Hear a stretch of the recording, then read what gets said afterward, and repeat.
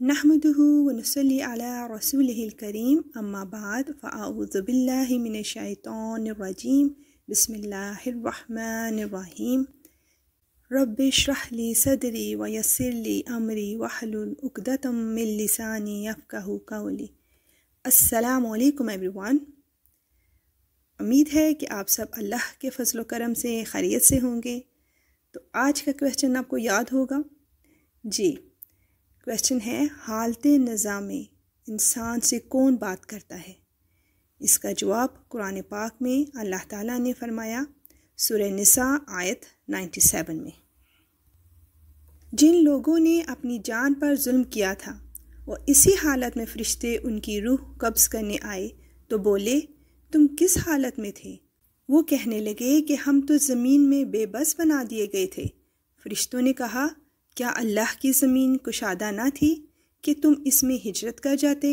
लिहाजा ऐसे लोगों का ठिकाना जहन्नुम है और वो नहायत बुरा इंजाम है।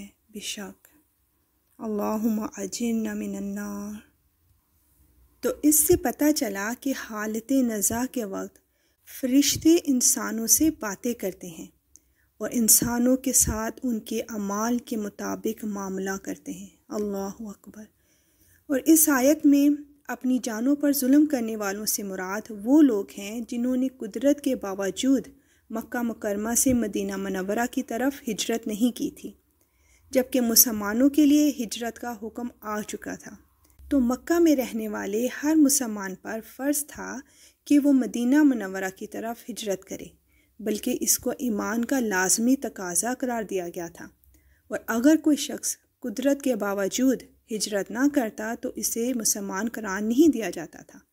इस आयत में ऐसे ही बाज़ लोगों का जिक्र है कि जब फरिश्ते इनके पास इनकी रूह कब्ज़ करने आए तो इनके साथ क्या मामला हुआ। चूँकि ये लोग हिजरत के हुक्म की नाफरमानी करने की वजह से मुसलमान नहीं रहे थे, इसलिए इनके बारे में दोज़खी होने का ऐलान किया गया है।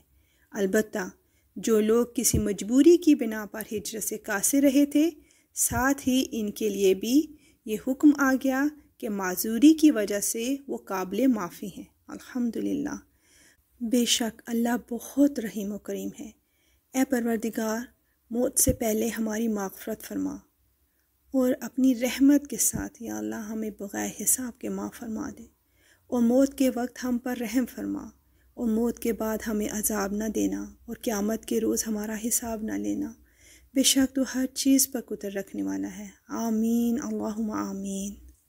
और अब नेक्स्ट एपिसोड का क्वेश्चन, दुनिया और बरज़ख में रहने की मियाद क्या है? यानी इंसान कितनी देर तक वहाँ रहेगा। अब इजाज़त, इंशाअल्लाह ज़िंदगी रही तो फिर मिलेंगे। व आखिरु दअवाना अनिल हम्दुलिल्लाहि रब्बिल आलमीन। सुब्हानक अल्लाहुम्मा व बिहम्दिका अशहदु अल्ला इलाहा इल्ला अंता अस्तगफिरुका व अतूबु इलैह। अस्सलामु अलैकुम व रहमतुल्लाहि व बरकातुहू।